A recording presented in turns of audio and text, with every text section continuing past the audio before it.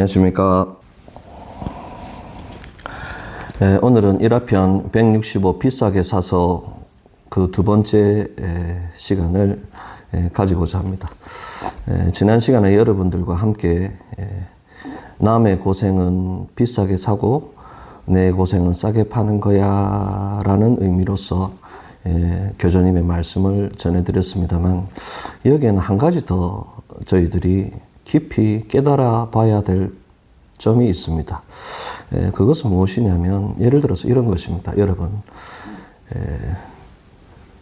저희들이 고등어를 한 마리 먹는다 하면은 그 고등어를 한 마리 살 때 10,000원이라 한다면 그 10,000원 중에 5,000원은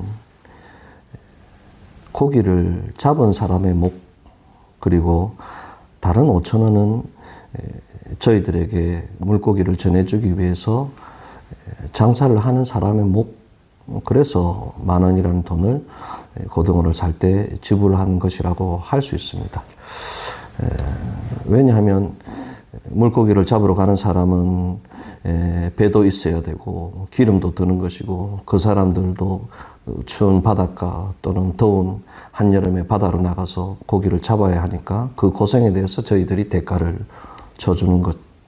그리고 물고기를 파는 사람 입장에서도 가게를 내야 되고 또 가게 세도 내야 되고 물고기를 팔기 위해서 시간과 정성을 들여야 하니까 거기에 대한 대가를 쳐주는 것. 그래서 5,000원 해서 10,000원의 물고기 값을 쳐주는 것이다 라고 깨달아 볼 수 있습니다만, 여기서 중요한 것은 진짜 물고기의 값은 어디 있느냐, 고등어의 값은 어디 있느냐라고 하는 것입니다. 무슨 말씀이냐 하면, 물고기를 잡아온 사람에 대한 대가, 물고기를 파는 사람에 대한 대가, 그 대가는 우리가 비싸게 사줘서 물고기 값을 지불하고 먹을 수 있지만은, 고등어라는 것은, 물고기라는 것은 바다에 그냥 있는 것입니다. 즉, 어부가 키우는 것이 아니죠. 물고기를 파는 상인이 키우는 것이 아닙니다. 바다에 그냥 있는 물고기를 잡아오는 것입니다. 그렇다면 그 고등어는 누가 키우는 것이냐? 그 물고기는 누가 키우는 것이냐? 사람이 키우는 것이냐? 조그마한 식물성 플랑크톤이 있고 동물성 플랑크톤이 있고, 그것을 먹는 조그마한 물고기들이 있고, 그 조그마한 물고기를 먹고 자라나는 고등어, 물의 수호가 있어서, 태양의 수호가 있어서 바다가 따뜻하게 유지가 되고 햇빛이 있고 강합성을 하고 하는 그 많은 수호 속에 고등어가 커지게 되는 것이죠. 거기에 대해서 사람이 하는 일은 없습니다. 그렇다면 물고기를 10,000원 주고 산다고 하지만 이 10,000원 속에는 신님의 수호에 대한 대가는 없는 것이 아닌가라고 하는 것을 저희들이 깨달아 볼 수 있습니다. 즉 뭐냐면, 비싸게 사서의 이 두 번째 얘기는 무엇이냐면은, 신님의 수호를 비싸게 사서라는 부분에 대해서 여러분들께 말씀을 드리고자 합니다. 물병의 예를 제가 들었습니다만, 이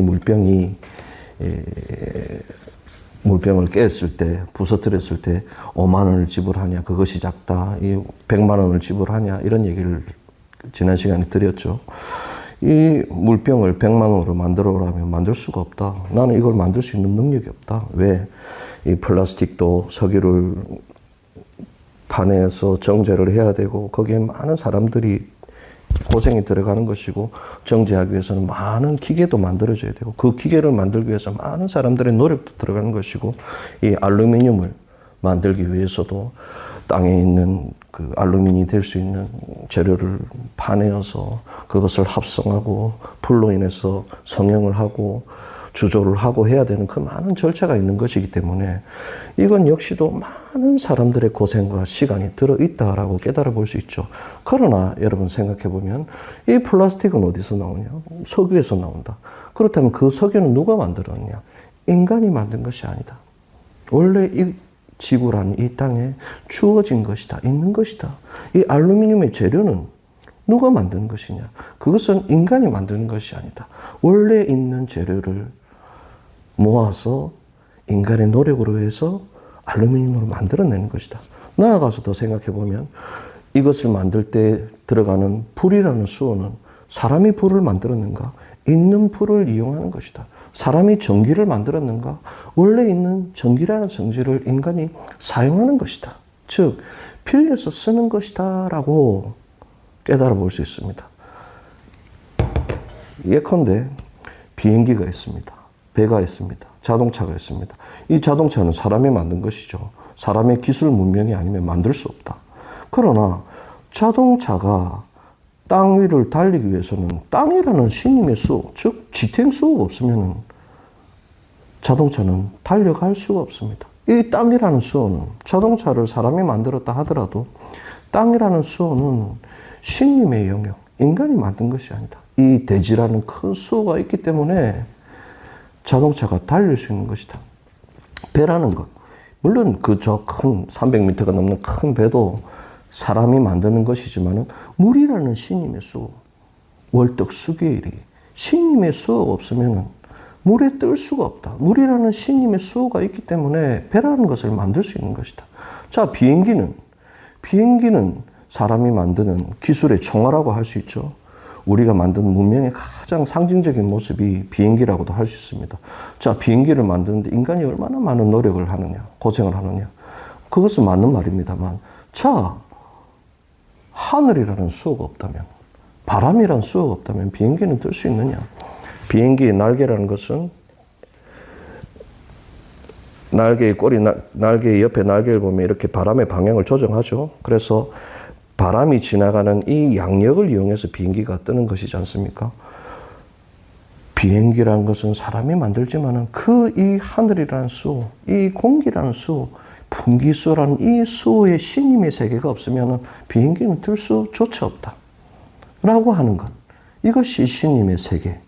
나아가서 비행기를 만들기 위해서는 좀 전에 말씀드린 것처럼 쇠도 있어야 되고 알루미늄도 있어야 되고 고무도 있어야 되고 유리도 있어야 되고 많은 것들이 필요합니다. 그 많은 것들은 어디서 나오냐면은 신님의 수호로서 이미 만들어진 것을 인간은 빌려 쓰고 있는 것이다.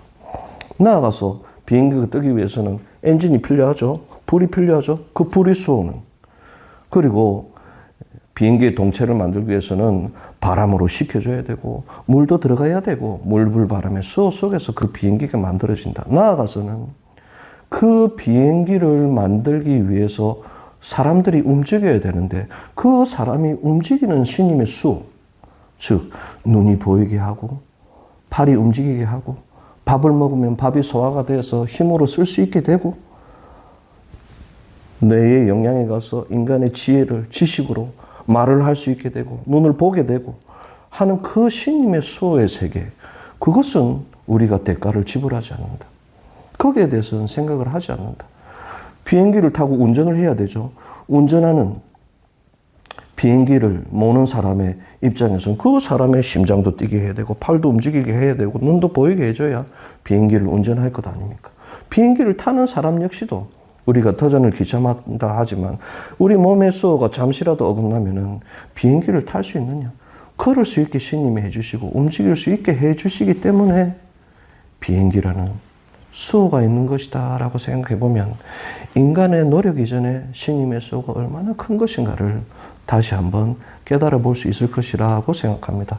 그 신님의 수호를 생각하고 걸어가는 것, 그것이 다른 사람과 다른 일반의 사람들과 다른 우리 이 길의 신앙인들의 모습이라고 생각합니다.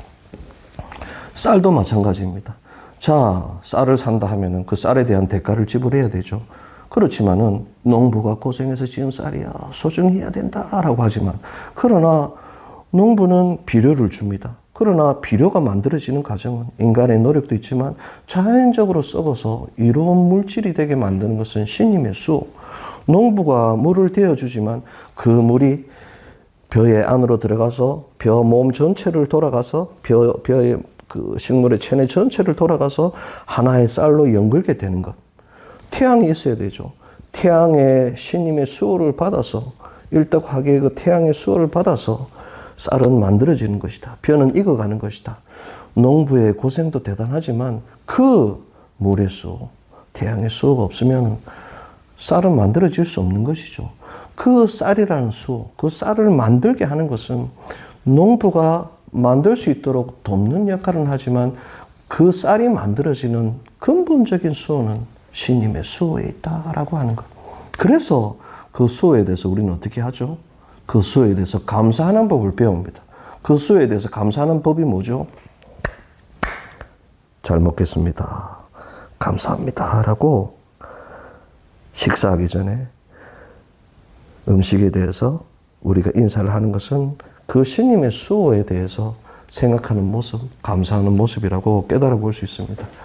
아이는 부모가 키웁니다. 이 길은 어버이 마음이라 했기 때문에 지난 시간에 아이는 부모가 키웁니다만, 자, 그래서 부모가, 엄마가 모유를 줍니다. 그 모유를 먹고 아이는 자라나죠. 모유를 만드는 것은 부모가 만드는 것이 아닙니다. 그렇다면 모유가 안 나와서 고생하는 사람은 없겠죠. 모유가 나오게 하는 것도 신님의 수호. 모유를 만드는 것도 신님의 수호. 모유를 만드는 몸을 만들어 주시는 것도 신님의 수호. 아이를 낳게 해주는 것도 신님의 수호. 이 아이에게 모유를 먹였는데 왜 키가 크죠? 왜 손발이 자라나고, 왜 나이가 들어서 목소리도 바뀌고 사춘기가 되고 지능도 발달하고 말을 할 수 있게 되고 사리분별이 되고 하는 그 모든 것은 부모가 만들어주는 것이 아니다. 부모는 그 아이를 키우는 것이 맞지만 그 아이를 키우는 과정 속에서 부모가 노력하는 것보다 훨씬 더 많은 신님의 수호가 있다라고 그 수호의 세계를 바라보는 것, 그것이 신앙의 모습이라고 저는 깨닫고 있습니다. 이 세상은 대물차물의 세상이라고 듣고 있습니다.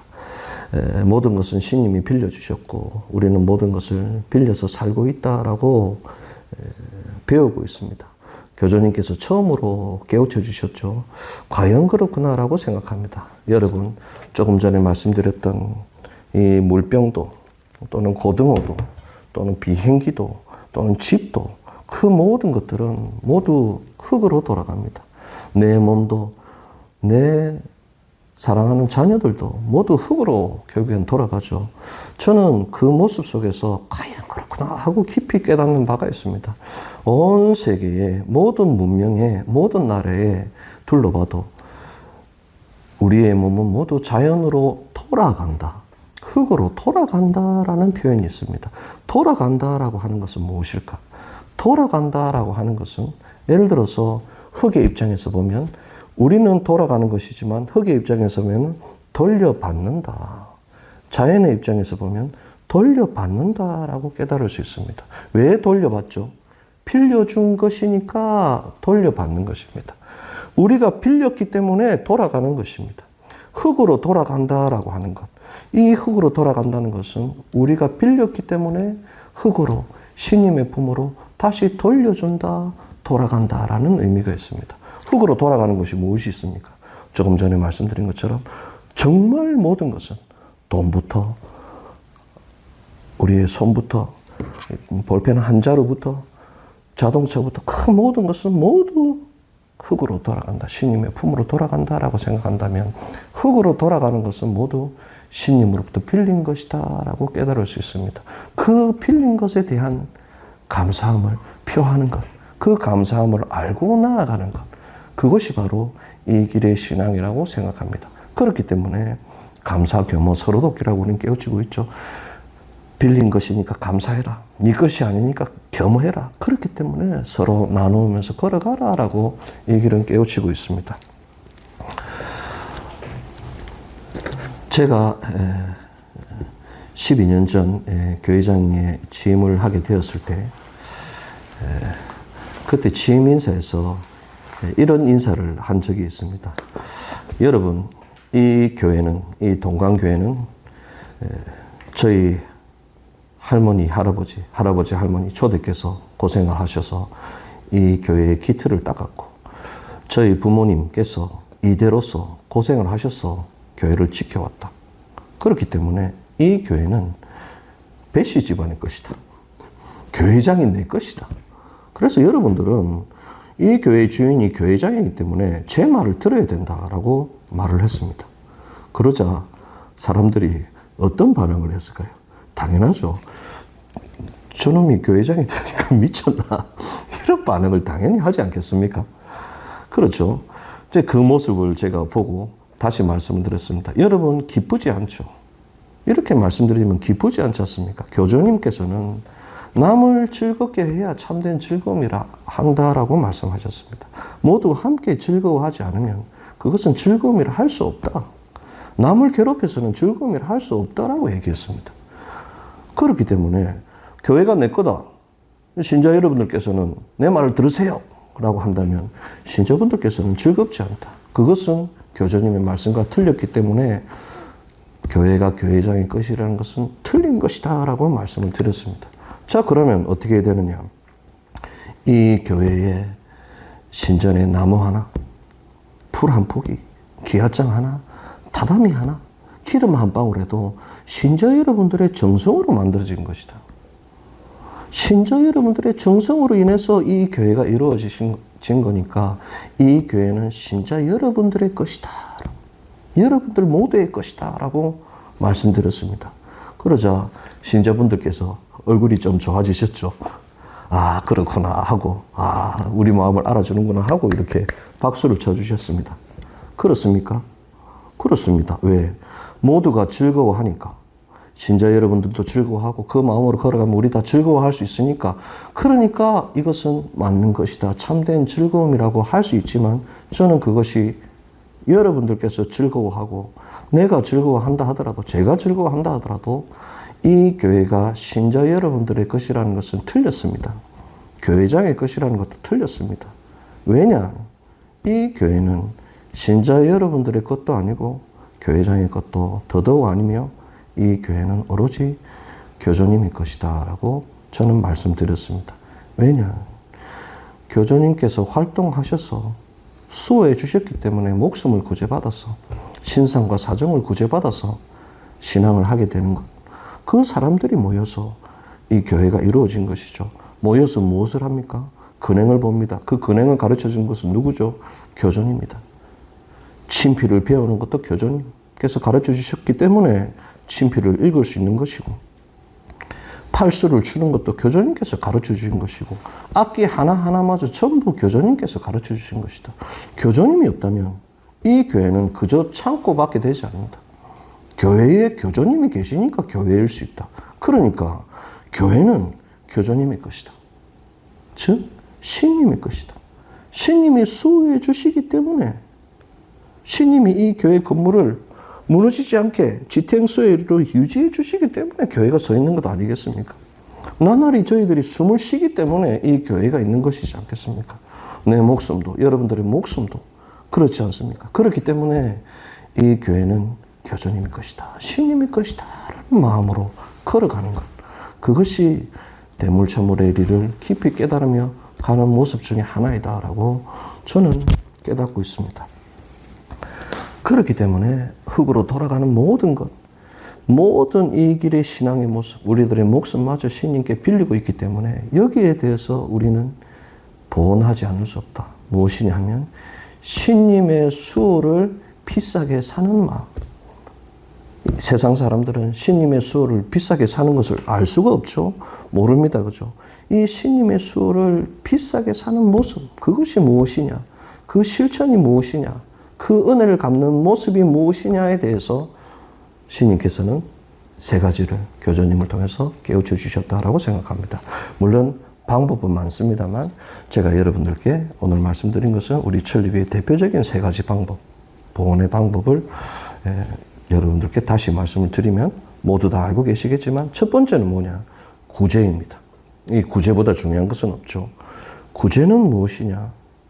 구제하기 위해서는 어떻게 해야 되느냐라고 하는 것은, 구제라는 것은 남을 돕는 것이죠. 남의 어려움을 살펴서 어떻게든 저 사람을 도와주고 싶다. 저 사람을 행복하게 해주고 싶다.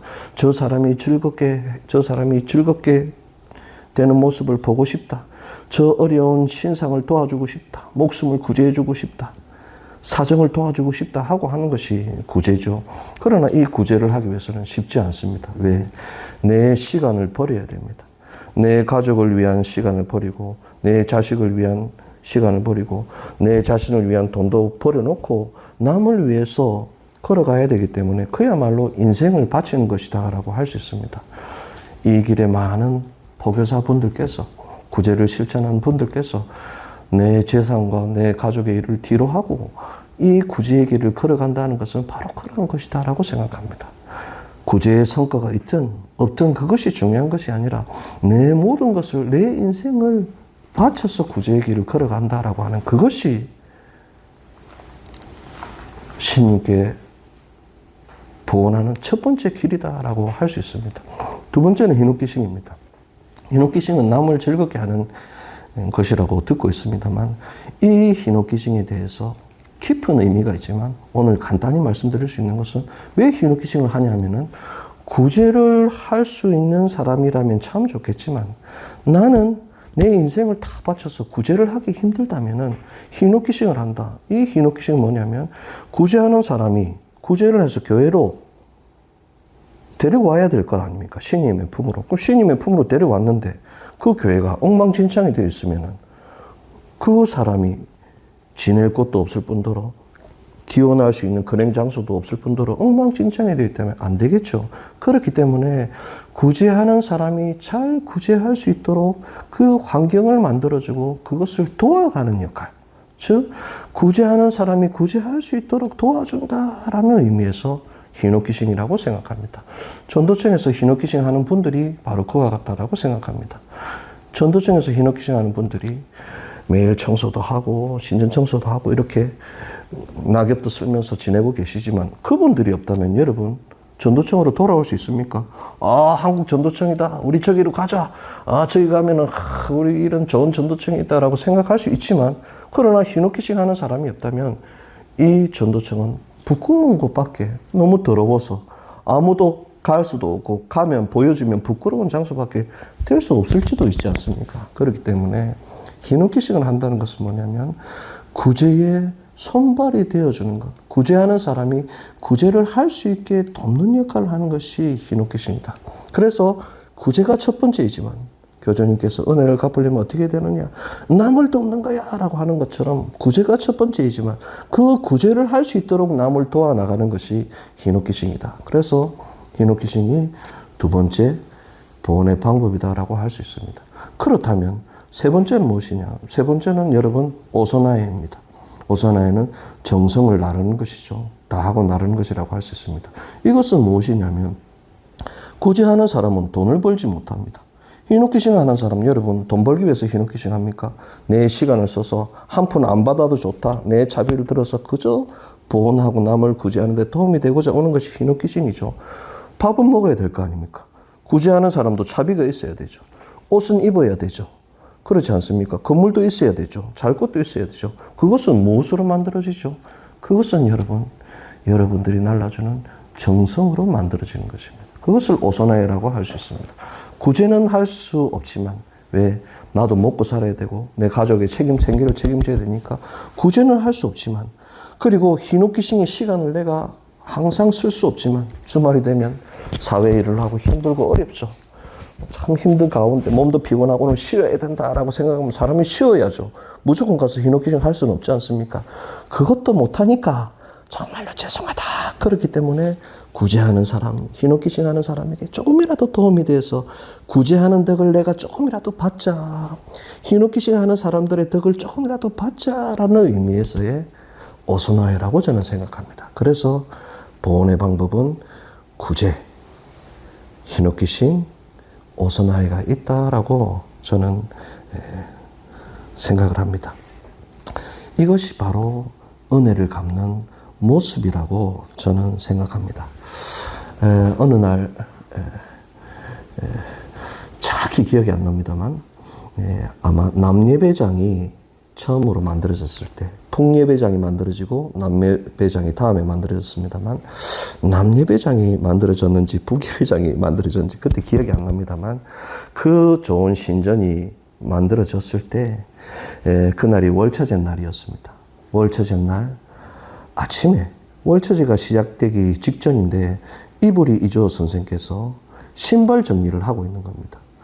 신발 정리를 하고 있으니까 여러분, 이불이 이조 선생 같은 분이 그 신발 정리를 하면 마음이 안 좋죠. 그래서 어느 신앙 열심히 하신 분이 옆에 가서, 이불이 선생님, 이제 곧 월차제가 시작되는데 이런 허드렛 일은, 이 신발 정리하는 이런 허드렛 일은 우리한테 맡기고 선생님께서는 빨리 월차제 준비를 하러 올라가십시오라고 했습니다.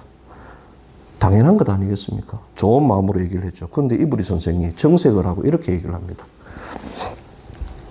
이 일은 아직 당신은 할 수 없습니다. 하기 벅찹니다. 라는 식으로 얘기를 합니다. 하는 자격이 안 됩니다. 라는 얘기를 합니다. 얼마나 기분이 나쁘겠습니까? 아니, 내가 이렇게 신앙을 열심히 하면서 옛날 같으면 걸어서 힘들게 며칠이 걸려서 월차제를 참배하는 그런 신앙을 가진 사람인데 내보고 신발 정리도 안 된다. 기분이 나쁘지 않습니까? 그래서 이 부인이 기분이 좀 나빴습니다. 이브리 선생을 봤습니다. 그러자 이브리 선생께서 신자분들의 신발을 깨끗이 먼지를 털고 나서 신발장에 넣고는 합장을 합니다. 합장을 하면서 감사합니다, 신님. 우리 자녀를 여기까지 데려와 주셔서 감사합니다, 신님. 이라는 인사였겠죠. 바로 그것이라고 생각합니다. 아무것도 아닌 신발 정리지만 신발 정리는 누구나 할 수 있죠. 그러나 그 안에 신님의 수호에 대해서 감사할 수 있느냐 없느냐. 사람이 참배해 오는 것도 정말로 감사하고 그 고생을 여기까지 와주셨구나. 신자분들 감사하다라고 하는 것도 중요하지만 그 이면에 있는 훨씬 더 중요한 것. 다리에 수호를 해주셔서 걸어오게 해주셨구나.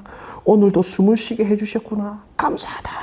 신님이 여기까지 무사히 인도해 주셨구나 라고 하는 그 신발을 정리하면서 이 자녀가 여기까지 무사히 오게 해주신 신님의 수호에 대해서 감사하는 모습. 그것이 이브리 선생의 모습이었다라고 생각합니다. 그것이야말로 비싸게 사서 싸게 팔아라 라고 했을 때 남의 고생을 비싸게 산다? 정말 중요합니다. 그것이야말로 이 길의 정신. 그러나 남의 고생을 비싸게 사는 이면에 가슴 깊이 품어야 할 것은 쉽게 신님 감사하다 얘기하는 것이 아니라 남에 대한 감사를 할 때 그 이면에 가슴 속 깊이 품어야 할 것은 신님에 대한 수. 이 사람이 이렇게 움직이게 해주신, 이 역할을 하게 해주신 그 신님의 수호에 대해서 감사하는 마음. 그것이 신님의 수호를 비싸게 사는 모습이라고 할 수 있습니다. 저도 언젠가 여러분 잘 아시는 고설 선생님 있으시죠? 고설 선생님의 글 속에서 이런 글을 본 적이 있습니다. 이 고설 선생님이 항상 천리교 역사상 가장 위대한 가마를 잘 하시는, 말씀을 잘 전하시는, 교리를 잘 전하시는 선생님이셨는데 이 선생님이 가마를 하기 전에 항상 신전에 뭐를 이렇게 들고 가시더랍니다. 그래서 이 선생님을 따라가는 청년이 아니 선생님 항상 그 가마 하시기 전에 신전에는 뭘 자꾸 이래 들고 가십니까? 이래 하니까 신님께 대가를 내는 것이요. 그게 무슨 말씀입니까? 하니까 신님께 말씀을 잘 할 수 있도록 수호를 빌리기 위해서 가는 것이야. 그 인사를 하는 것이야. 우리들이 생각해보면 저 고설 선생님 같은 분이 그런 인사를 할 필요가 있나? 얼마나 말도 잘하고 얼마나 교리도 잘하는데 그냥 하면 되지 않느냐라고 생각하지만 그렇게 해서는 이 길에 정신이 없다. 왜? 이 길의 신앙의 가마는 우리를 전하는 것이니까. 저는 그 말을 듣고 깊이 감명을 받았습니다. 그래서 저 역시도 다른 사람들보다는 더 많이 남 앞에 서서 신님의 말씀을 전할 기회가 있죠. 저도 그럴 때마다 항상 신님께 갑니다. 신님께 가서 음덕을 합니다. 그리고 정말 불안할 때, 예를 들어서 보교수장 연승회라든지 교회장 연승회라든지 정말 이 부담스러운 자리에는 음덕만 갖고 안 되면은 12장 근행을 보기도 합니다. 왜? 두려우니까, 힘드니까. 어떻게 하든지 신님께 요 입을 잘 빌려주세요 라고 하는 것. 신님의 말씀을 내가 빌릴 테니까 잘 전하게 해주십시오 라고 하는 것. 머리가 잘 회전이 돼서 하고 싶은 말을 잘 할 수 있도록, 그리고 이 말을 듣는 사람도 잘 들릴 수 있도록 신님 수호해 주십시오 라고 하는 것. 거기에 대한 대가를 저 역시도 신전에 가서 내고 신님께 인사를 드리고 잘 부탁합니다. 오늘도 잘 빌려주십시오 라고 신님의 수호를 비싸게 사기 위한 노력을 하고 있습니다. 여러분, 저희들이 무엇을 하든지 아이고 감사합니다, 아이고 감사합니다 라고 하는 그것은 입버릇처럼 하는 것이 아니라고 저는 생각합니다. 감사하다라는 이 마음 하나, 진짜 감사하다라고 하는 것, 아, 밥 한 그릇에도 신님의 수호가 들어있구나, 이 대가를 잘 신님께 드려야지. 어떻게 드립니까? 감사하는 인사 하나, 마음을 담는 것 인사 하나, 그리고 그 마음에서 나오는 남을 돕는 조그마한 행위, 히노키싱의 행위, 조금이라도 은혜를 갚고자 하는 조금의 오선화해가 신님께 은혜를 갚는 길이다라고 생각할 수 있으면 좋겠습니다. 그래서 이 비싸게 사서 싸게 팔아라는 것은 남의 고생을 비싸게 사는 거야, 내 고생은 싸게 파는 거야 라는 것과 동시에 보이지 않는 그 이면에 우리가 가슴 깊이 생각해야 될 것은 신님의 수호를 비싸게 사는 마음이라고 하는 것을 여러분 잘 깨달아 주시기 바랍니다. 우리는 빌리고 있죠. 빌려준 사람이 빌린 것에 대해서 감사하면 더 빌려주고 싶지 않습니까? 빌려줬는데 감사함도 모르고 아, 내한테 왜 이런 거 빌려줬어요? 왜 이런 거 빌려줬어요? 하면은 그러면 빌려준 사람이 기분이 좋겠습니까? 공짜로 빌려주는데. 신님이 그와 같다라고 생각합니다. 부모 자식 간에도 자식이 감사합니다, 감사합니다, 부모 은혜입니다 라고 하면은 부모 입장에서도 자식에 대해서도 귀여운 것이 당연한 것이지 않습니까? 그런 자식에게 하나라도 더 주고 싶은 것, 그것이 어버이 마음이다라고 생각해 보면 저희들이 감사하는 그 행위를 통해서 신님의 수호를 더욱더 많이 받을 수 있다, 더 많이 빌릴 수 있다. 그렇기 때문에 대물차물에 대해서, 신님의 활동에 대해서 깊이 감사하고 보온하려는 그 노력이 운명을 바꾸는 길이고 신상과 사정을 수호받을 수 있는 길이라는 것을, 그것이 비싸게 사서 싸게 팔아라 라는 말 속에 들어있다는 것을 여러분들께 말씀드리면서 1편 165 비싸게 사서 편을 마치고자 합니다. 오랜 시간 저의 보잘것없는 강의를 들어주셔서 대단히 감사합니다. 고맙습니다. 아, 내한테 왜 이런 거 빌려줬어요? 아, 내한테 왜 이런 거 빌려줬어요? 아, 내한테 왜 이런 거 빌려줬어요?